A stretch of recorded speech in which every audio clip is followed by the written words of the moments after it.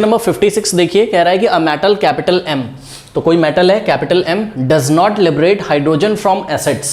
तो कोई मेटल है कैपिटल M नाम का, वो मेटल अभी हमको पहचानने के लिए बोलेंगे कि बताओ कैपिटल M क्या है, ठीक है।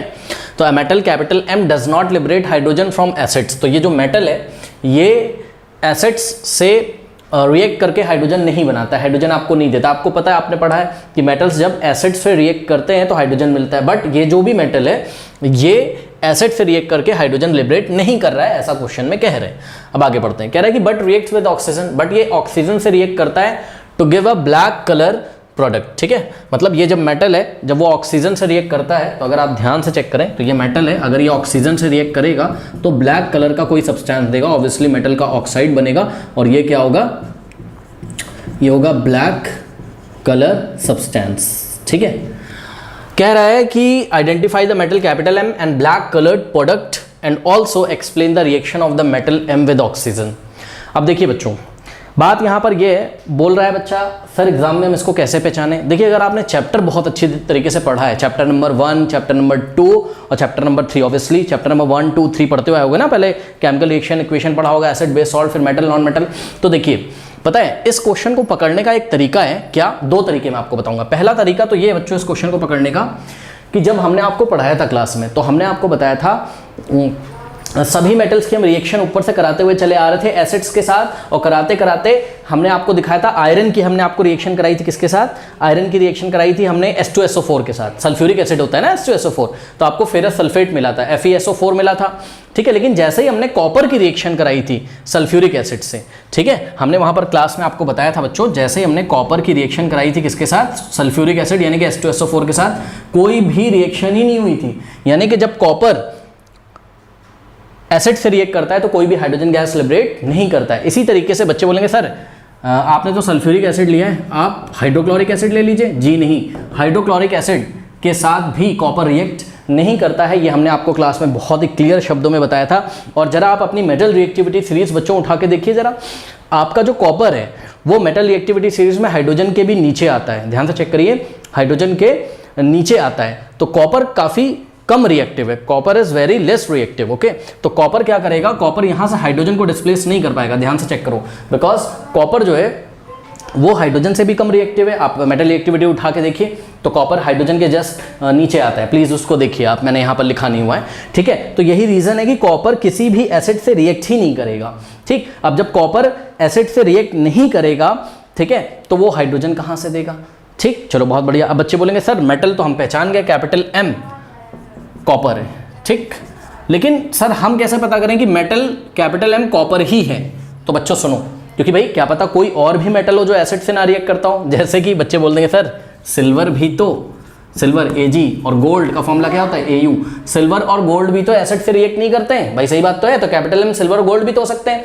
लेकिन आपको क्या करना है कि आंसर में कॉपर देना है कि सिल्वर देना है कि गोल्ड, ये हम इस बात से पहचानेंगे। आपको बच्चों दूसरा भी इंस्ट्रक्शन उन्होंने दिया हुआ है, वो कह रहा है कि जब ये मेटल M ऑक्सीजन के साथ रिएक्ट करता है तो ब्लैक कलर का सब्सटेंस देता है। अब ये तो बहुत पढ़ाया है मैंने क्लास में, बहुत फेमस है। आप एनसीईआरटी एग्जाम्पलर के जब नेक्स्ट भी कोई चैप्टर करोगे या इसके पहले का किया होगा तब भी आपको एक क्वेश्चन मिला होगा। बच्चों हमेशा याद रखिए, एग्जाम में बहुत इंपॉर्टेंट क्वेश्चन है।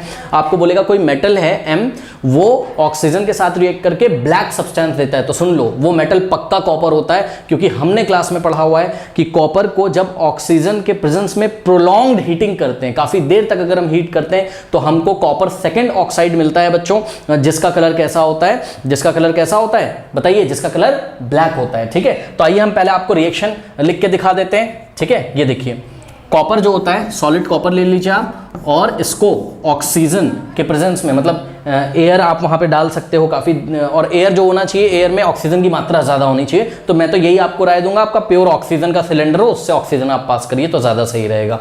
मतलब प्योर ऑक्सीजन दे दीजिए तो फटाफट रिएक्शन अच्छी तरीके से होगी, ठीक है। तो कॉपर जब ऑक्सीजन गैस के साथ रिएक्ट करता है बच्चों, ये गैस है, तो आपको मिलता है एक ब्लैक कलर का सब्सटेंस कॉपर ऑक्साइड। अब ये कॉपर ऑक्साइड कैसे मिलेगा, तो बच्चों यहां पर कॉपर आयन होगा आपका 2+ वाला, कॉपर 2+ और ऑक्साइड आयन 2-, तो 2 इधर आएगा और 2 इधर, तो फॉर्मूला क्या बनेगा CuO। भाई 2 इधर 2 और 2 है तो हटा देंगे इसको, CuO कॉपर ऑक्साइड। तो इसका नाम क्या बच्चों, इसका नाम है कॉपर, और ब्रैकेट में क्या लिखेंगे 2, क्यों, क्योंकि कॉपर का ऑक्सीडेशन स्टेट कितना है 2+, ओके। तो इसलिए हमने ब्रैकेट में 2 लिखा और ऑक्साइड लिख दिया। और ये जो कॉपर ऑक्साइड होता है बच्चों, यही कॉपर ऑक्साइड का कलर कैसा होता है? ब्लैक होता है। ठीक है, तो ये जो कॉपर ऑक्साइड हो गया ये ब्लैक प्रोडक्ट है, ये ब्लैक प्रोडक्ट है। ठीक, और ये जो इसका जो मतलब इसका जो फेज होगा वो कैसा होगा? सॉलिड। तो ये सॉलिड आपको मिलता है। अब इसको फटाफट बैलेंस कर लीजिए। तो यहाँ ऑक्सीजन 2 है, ठीक है, तो यहाँ हम 2 से मल्टीप्लाई कर देंगे तो कॉपर 2 हो जाएगा, ऑक्सीजन भी 2। अब यहाँ पर भी हम 2 से मल्टीप्लाई कर देंगे। तो आपका मेटल का क्या है बच्चों? इन्होंने कैपिटल M पूछा था, metal is equals to copper. तो अब इसको हटा दो आप, सिंपली जो पहला आंसर दोगे आप वो यहाँ मैं लिख रहा हूँ। ठीक है, आंसर फर्स्ट क्या कि metal is equals to what? Copper. और ब्रैकेट में आप COPPER कॉपर भी लिख दो, कोई दिक्कत नहीं है। और फिर इन्होंने मेरे से क्या बोला था? Identify metal. मैं मेटल पहचान गया। एंड ब्लैक कलर प्रोडक्ट, बच्चों ब्लैक कलर प्रोडक्ट भी आपको बताना है। तो ब्लैक कलर प्रोडक्ट क्या है वो भी बता दीजिए इनको। Black colour product is what? Black colour product is copper oxide. और ब्रैकेट में इसका नाम भी लिख सकते हो आप, CuO। हमने इसका फॉर्मूला भी आपको दिखाया, आप इसका नाम भी लिख सकते हैं। ठीक है ना। उसके बाद इन्होंने मेरे को क्या बोला है? इन्होंने मेरे को बोला है and also explain the reaction of metal M with oxygen. Metal M की ऑक्सीजन के साथ आपको रिएक्शन बतानी है। ठीक है, सुनो, उन्होंने ये नहीं बोला कि लिखनी है ना, लिखेंगे तो हमारी जिम्मेदारी, रिएक्शन तो लिखोगी, केमिस्ट्री पढ़ रहे हो, लेकिन बोला एक्सप्लेन करो। तो एक्सप्लेन करने के लिए आपको 1-2 लाइन लिखनी बच्चों। तो ये एक्सप्लेनेशन हमने लिखा है, आप अपनी कॉपी में नोट कर लें। हम लिखेंगे copper reacts with the oxygen on prolonged heating, मतलब काफी देर तक आपको हीट करना पड़ेगा, to form a black substance copper second oxide. और ये रही रिएक्शन आपकी नीचे। ठीक है, मैं फिर से सभी बच्चों को याद दिलाना चाहता हूं बच्चों, इस क्वेश्चन को पता है मैंने कैसे पकड़ा? इस क्वेश्चन को मुझे तो पहले ये याद नहीं आ रहा था कि कॉपर एसिड के साथ रिएक्ट करता है कि नहीं, तो मैंने ये एसिड के साथ हाइड्रोजन नहीं देगा। ठीक है, ये वाली बात से मैं इसको नहीं पकड़ पाया था। तो मैंने कैसे पकड़ा? मैंने इसको ऐसे पकड़ा कि जब इस मेटल को बच्चों ऑक्सीजन के साथ हम रिएक्ट करेंगे तो ब्लैक कलर का एक सब्सटेंस बनेगा, बहुत फेमस है, सभी बच्चे याद कर लें।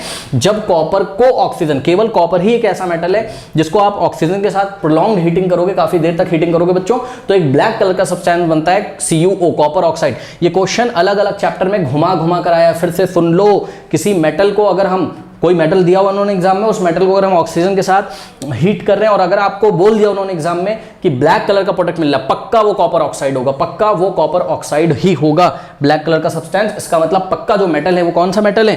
कॉपर है, जिसने ऑक्सीजन के साथ रिएक्ट करा होगा। तो ये ब्लैक कलर का सब्सटेंस कॉपर ऑक्साइड मुझको याद आ गया, तो फटाफट मुझे रिएक्शन भी याद आ गई, तो मुझे मेटल भी याद आ गया। और जैसे ही मुझे मेटल याद आया तुरंत मैंने सोचा कि अरे भाई, मेटल रिएक्टिविटी सीरीज में तो मैंने क्या पढ़ा है कि कॉपर हाइड्रोजन के नीचे आता है। तुरंत मेरे दिमाग में ये भी आ गया कि कॉपर तो एसिड से रिएक्ट करेगा ही नहीं, ना तो हाइड्रोक्लोरिक एसिड से, ना तो सल्फ्यूरिक एसिड से, क्योंकि कॉपर तो हाइड्रोजन से लेस रिएक्टिव है, तो हाइड्रोजन को डिस्प्लेस ही नहीं कर पाएगा।